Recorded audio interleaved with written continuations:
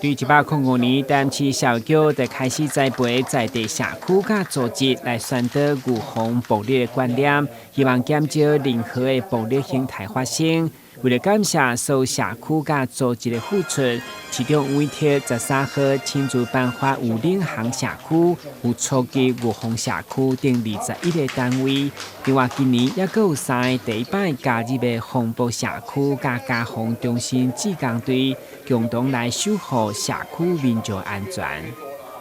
很谢谢各位防暴志工大家的努力。有当时啊上亲近的人，这个产生暴力的时阵，会互感觉讲回忆讲，你毋是平常时，你是我的爸爸妈妈，是我的长辈，你是甲我上好的，对我上照顾，怎啊会安尼发生这个代志？所以有时候很亲密的人，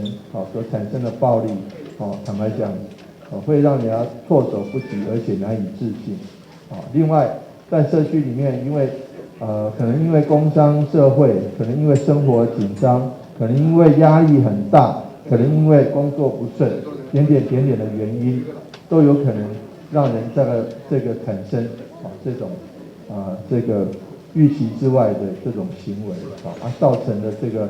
影响。我们也希望说，借着这个机会，感谢各位防暴志工，以及防暴社区的宣导，以及防暴的理，大家的宣导，能够让大家有这样子一个警觉性。当发现周边有这样子的事情发生的时候，能够该通报的通报，该这个劝导的劝导，这个部分可以让我们社会更加和谐。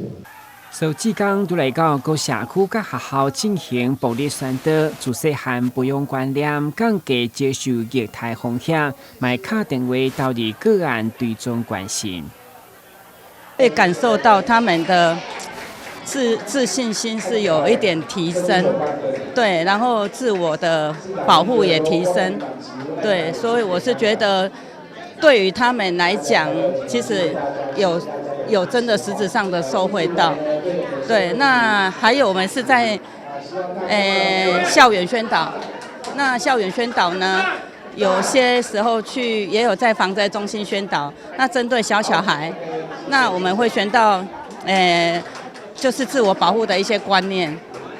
我们常常会觉得那么小可能会听不进去，其实他们听得进去。